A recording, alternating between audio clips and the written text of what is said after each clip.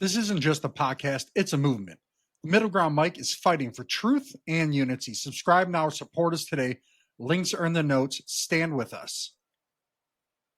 We have found a big vision with some wins, but complex delivery with a lot of falsities in there about how it will happen. His politics reflect a generation that's hungry for justice, but impatient for results. He's neither the villain nor the savior that social media claims. There's a lot of people, he's going to save everything. He's a case study to see how bold ideas meet bureaucratic reality and how both sides are going to get a reality check. They say he's the future of New York, a voice for a new generation, bold, young, unafraid. But others whisper he's reckless, radical, and even dangerous. So what's the truth? We're going to dig into both sides of it. Tonight, we separate the facts from fiction. I'm Joe. This is a Middle Ground Mic where no sides get a free pass unless the facts back it up. Before we dive in, take 2 quick seconds, subscribe on YouTube, follow us on Spotify, subscribe to our newsletter at the middlegroundmic.com/newsletter. Last month we had over 300,000 audience tune in. Are you going to help us hit 500,000? All right. So who is this guy, right? He was born in Uganda. He immigrated to Queens at 7 years old. He was raised there. He went to the Bronx High School of Science. He graduated from Bowdoin College. Zohran Mamdani embodies the New York immigrant story.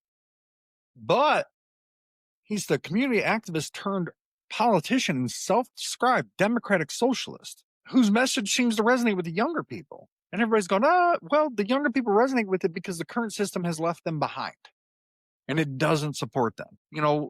But he is an ideologue, right? He has expensive ideas, and how he says he's going to pay for them doesn't always seem to make sense. So let's dig into it, right? He became a naturalized citizen in 2018. He meets all legal requirements to serve in public office. He's currently the assembly member for District 36 in Queens, giving him state-level legislative experience. But there's also a lot of critics that have said, and this is a fact, that he's missed 80%, up to 80%, I should say, of votes. So he's not always present when he should be. But that's true of a lot of people that are in government, but we're talking about him today. Well, here is some fiction. The rumor that he's ineligible to run for mayor because he wasn't born in the U.S. is false. The talking point stems from a nativist rhetoric rather than legal reality. Let's use facts to go after someone if we disagree with them. Don't use rhetoric, people. Let's move from his origin story to one of his boldest promises: public transit for everyone. He's championed this stuff since 2023. He's co-sponsored legislation right now, and this is fact, $45 million to expand that pilot program, but he's going to require data tracking. Ridership did jump on most of the routes, providing cost matters. Duh. But the problem with that is, however, the MTA did note slower speeds, longer dwell times, showing fare free doesn't fix the efficiency issues alone. So there is negative to it. And if you give it free for everybody everywhere, it's only going to get worse. Here is some fiction, though. The line, he'll make transit free overnight, from his camp, it mistakes reality. The MTA is a state-run authority. The mayor can't unilaterally zero fares. His proposal covered buses only, not subways. Campaigners promising instant system-wide free transit ignore the legal and financial constraints that he will face. From buses to the air we breathe, let's take a little bit of a look at the environmental issue. He led community opposition to NRG Astoria gas plant, dubbed Asthma Alley. He did sponsor the Clean Futures Act in New York, banning gas-fired plants statewide. This is consistent with the reputation he's built as an environmental champion, in his words. Saying he supported building new gas plants to a degree is false. He seemed to be open to the idea at one point, to be fair. The public records show the opposite overall, though. Opponents they reframe his push for grid reliability as pro-gas, but no evidence clearly supports it. Critics' caricatures of anti-energy extremism distort his actual platform, but it can be seen as extremist because of how he presents it. Because he doesn't just present, this is how we're going to fix it, this is how we're going to make this sustainable. All he says is the favorite word of a lot of people: tax, tax, tax, tax, tax. But climate isn't his only moonshot. Housing is the other giant pillar that is going to be a mountain to climb. So, fact, the housing scale ambition. His plan for housing by and for New York calls for 200,000 affordable units in 10 years. It doubles capital for the NYCHA repairs and uses union labor. That's New York's housing authority. He's advocating for city led development, not just private partnerships. It's one of the most ambitious housing targets in modern city politics across the nation. But people are saying he can deliver 200,000 units from day one. A lot of his supporters, well, you ignore the legal limits. There's going to be a lot of challenges. There's going to be a lot of roadblocks that he's going to have to figure it out. You got to remember, he can't just do it. He's got to get the city council, depending on certain things, the state. It's not that easy. So stop lying to people. Funding, zoning, and permitting rely on state cooperation. No published pipeline outlines full site control or financing. Again, he's not saying how he's going to pay for it. The only thing he says is tax, but not how he's going to pay for it. This vision is bold, but timeline optimistic, and it's not real. Let's move on to, the ideology shapes those divisions, and his label has sparked equal parts of hope and fear, some justified for both. Movement identity and political branding. Here's a fact. He identifies as Democrat Socialist, backed by the DSA, Democratic Socialist of America. The branding separates him from centrist Democrats. It's energizing a younger and anti-establishment and activist voters seeking systemic reform. It also aligns him with the National Progressive Movement. Fiction. Him being a Democratic Socialist with communist is inaccurate. He operates within the democratic institution and market systems. Scare level tactics oversimplify nuanced policy positions. Reducing ideology to fear slogans clouds genuine debate. But some of his tendencies are communist, to be fair. Ideology meets controversy again, and one of his riskier issues, sex work policy. Mamdani supports decriminalizing adult sex work under harm reduction principles. He argues it would reduce the stigma and exploitation. He maintains anti-trafficking enforcement must remain strong. It reflects a civil liberties and public health approach, which is dangerous. Very dangerous. I'm not pro one way or the other, but it is very dangerous not to have a very detailed plan. But here is some fiction about it. Claims that he wants to legalize pimping and trafficking, distort the proposal. Really does. Decriminalizing differs from legalization. Coercion stays criminal, but the bill clearly separates consensual work from exploitation. Opponents conflate the two to stoke outrage, supposedly. But there is to go back to the fact part real quick, it's a dangerous thing. We're not other countries. This could create a lot of problems in certain areas. But let's transition right from personal freedoms to personal housing. The controversy has followed him home. Rent stabilized apartments, Zohran's law.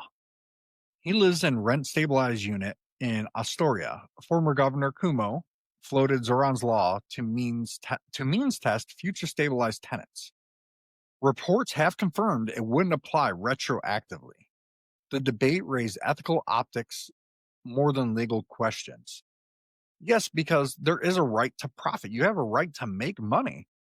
You do need rent stabilized areas and everything, but you can't just make it a law to the degree that they're trying. Millionaires will flee from New York, and then who's going to pay for everything?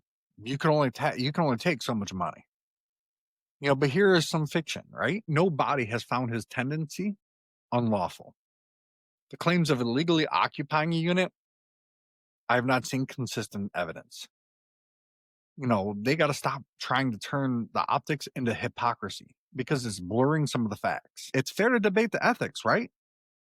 But not to fabricate illegality. Well, let's kind of talk about how does the media frame his rise. Major outlets, the New Yorker, the Guardian, have profiled his progressive ascent. Coverage highlights his identity and housing transit reforms. National attention boosted his visibility and fundraising. It positioned him as a generational shift in Democrat politics. But here's the fiction, right? The media is unanimously in his corner is false. Editorial boards remain divided on his feasibility. Skeptical pieces question the execution, not just the talent. Talent doesn't mean winning. There's a lot of people in New York that are very critical of him that seem to want to vote for him, but they're very critical of him. It doesn't make any sense. Let's talk a little bit about Islamophobia. That's what some people are saying. I'm sure there is out there. So, civil rights groups have logged Islamophobic threats after his electoral rise. There is a lot of harassment going on. He publicly has condemned hate without exploiting it for sympathy. To me, that kind of depends on how you want to view his words. I think he has a couple times. But there's rumors that he has staged anti-Muslim attacks. Those lack any credible sourcing.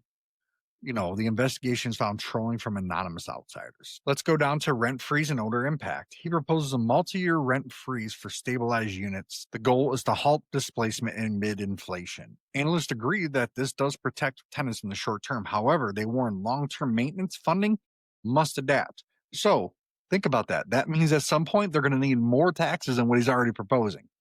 They're going to need more money, more money, more money, more money. Keep that in mind. But here's the fiction. The mayor personally sets every rent. That's false. The RGB votes. The mayor appoints but doesn't dictate the rates. Instant freezes without offset risk deferred maintenance. Complex governance makes one-man control impossible. Let's talk a little bit about his experience. Fact. Elected in 2020, he served in multiple sessions in Albany. His legislative record is included on housing and climate bills, organizing routes to keep him close to constituents. Reporters call that authenticity, not inexperience. He is a little bit inexperienced. But that's a whole nother debate right there. There is a fiction that he's done nothing legislatively. It's wrong. He sponsored bills and hearings to counter that myth. Does he lack executive experience? Yes, but not competence. I mean, he's competent. I don't agree with his policies, but he's a sound mind individual. The NYCHA public housing strategy. Fact. He advocates doubling capital investment, pushes for public sector builds and union labor. He opposes privatization through RAD pact conversions. Focus, preserve affordability and safety. But again, you have to be able to control the costs. The problem with a lot of these things are that he's not controlling. He's controlling the cost that you're paying when you buy that, but your taxes are going to go up, so you are still paying for it. Remember that part. All these politicians on both sides of the aisle, all they're doing is subsidizing one thing or the other, and they're not actually going after the root causes. Fiction. He supports privatizing the NYCHA. It's incorrect. He's trying to resist it, right? The critics conflate the modernization partnerships with sell-offs. Policy texts reaffirm how he feels about this. Transit reliability and bus pilot data. The MTA report did show, when they did that test pilot, increased ridership during that pilot, but there was longer boarding times. There was major slowdowns. These are facts. You would have to upgrade a lot of the buses. There's just not enough. And the way their system is set up right now, according to the analytics from there, I'm not a New Yorker, but according to analytics from there, your buses are going to be really late. It could increase times anywhere from 10 minutes to 30 minutes at a minimum, depending on the situation. It is fiction that free buses fix New York transit. It oversimplifies it because it doesn't fix it. All cities have aging infrastructure, congestion, and funding issues persist. Let's take a quick break. The MiddleGround Mic isn't just another podcast. It's a movement for unity, for truth, for a future beyond the left and the right. But movements don't grow without people willing to stand up. Subscribe now on Buzzsprout. Fuel this mission directly on PayPal. Every subscription keeps the fire burning. The links are in the show notes. Be more than a listener. Be part of the middle ground.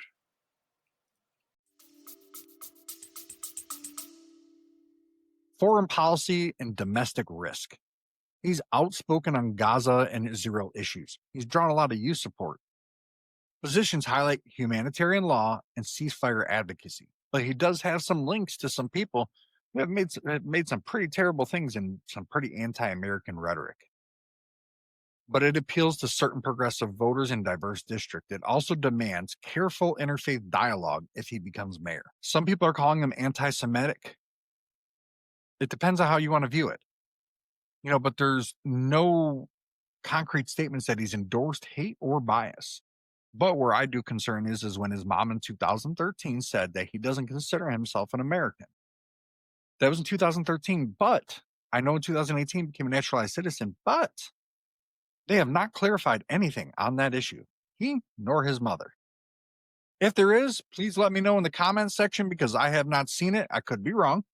But to me, if you're going to be the mayor of the biggest city in America and you're a naturalized citizen, you should be saying, I'm a proud American. Why? It's the biggest city in America or the most important city, however you want to word it. That is very, very concerning to me. I'm not saying he's got to, all wrap himself in like, no, but if you're a naturalized citizen, that 2013 statement should be clarified. I think it's only fair. Public sector development focus. He does promote city-led construction for this public land, right? He does believe public control ensures permanent affordability. But again, a lot of these things don't factor in how he will pay for it. He does propose raising the corporate tax in New York City to over 11%, which will drive companies and some millionaires out. Like he wants to do another 2% tax hike on millionaires. He's citing European success stories for proof of concept. Here's a fact. Our economy is not structured like Europe. Europe has different pieces in place. That's not, it's not taking into account any of these other things. He's banning private developers entirely. That's fiction. It's not true. His plan does allow partnerships under public oversight. Well, if you're using public money, sorry, you should have oversight. Critics misread oversight as exclusion to a degree, but they're not wrong because oversight can lead to exclusion because it leaves the door open for that to happen. But ambition needs funding. Let's cue the tax debate and how it's going to affect you. His economic vision and taxation. His platform is proposing raising taxes on millionaires and large corporations. Fact. It is a fact. The approach mirrors prior state surcharges on high earners, but it's taking it to a higher level. Analysts call it progressive, but legally feasible with Albany buy-in. You're not going to get the buy-in. Remember, he's going to come after more money and more money. Subsidy, eventually the cost goes up on that subsidy. If the cost isn't going down, remember, a subsidy doesn't get rid of cost. It just shifts it from when you buy something to when you get your paycheck. If you think that tax on millionaires isn't going to get filtered down to you at some point, you're wrong. There's no law they're going to make to stop those kind of things. So stop believing it. I'm not criticizing him for the things he wants to do. What I'm just saying is it's a fallacy that how he wants to pay for it is going to work in the long term. It will go after your paycheck. He has even said sometimes that it could be as much as 50%. No, that would put a lot of people out on the streets. But fiction, everything already funded. That's inaccurate. Line by line costings remain incomplete. Again, he has not published how he's going to make it happen. Fiscal execution depends on state approval, right? Overpromising breeds credibility risk for him. He's got to be careful with this. But behind every campaign are allies. Who's in his corner? The coalition and endorsements. Fact, he's backed by the DSA, Sunrise Movement, and multiple unions. The endorsements are signaling a generation momentum for him. Progressive networks amplify his reach citywide, but that's very common in big cities, right? Saying that he's universally supported, that his campaign is saying, is false. Moderate and outer borough blocks are remaining very skeptical, as well as the Jewish community. The faith and labor sectors are split on his platform. Ignoring weak demographics is going to put him at the border of defeat, despite what the polls say. Remember, the poll said in 2016 that Trump would lose, and he won. Even though he didn't win the popular, he won the electorate. So remember, just because it's a poll doesn't mean it'll happen. There's a lot of people out there in the middle ground, independent, that don't think that way. But, with fame comes trolling. Reuters and other outlets document a lot of Islamophobic things. He's just the latest target. They're straining resources. Let's go after him for the facts, people. If you don't like him, go after him for the facts. Don't use scare tactics. But fiction. The hate posts were orchestrated. There's been no concrete proof. If there is some, present it, because The public would love to know. There's no evidence that links them to his staff that we know of. There's no fabricated conspiracies that we know of that distract from this. Blaming the victims of hate undermines civic discourse. We have to be better than that. Use facts, not rhetoric.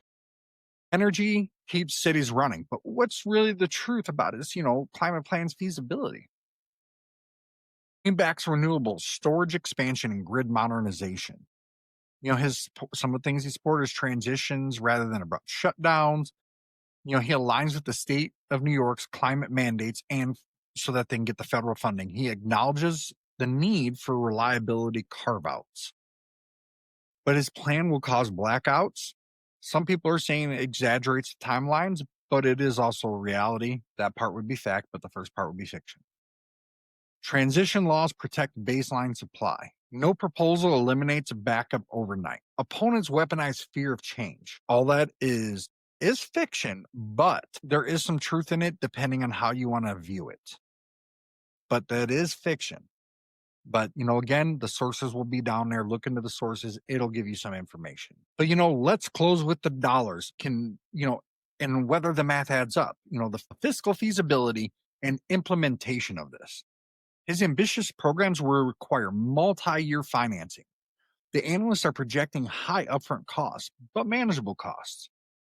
But remember, these same analysts hope that certain things are going to happen and that there's no other factors that are going to mitigate anything. Remember, raising taxes on the rich drives them out. Proof, New York. Proof, Washington State. So remember, he's going to promise these things. Yeah, he will raise the tax on these people. But if there's less of them, there's less money. So keep that in mind. Transparent procurement could limit waste, but we know with government that things will be hidden and abused. Long-term success hinges on execution, not his aspirations. And he's been very thin on how he will execute it in the details. Here's fiction. Some of what his circle has said, zero cost to taxpayers, that's a lie. That's a fantasy. The energy initiative affects budgets and taxes, and it affects the taxpayers' pockets.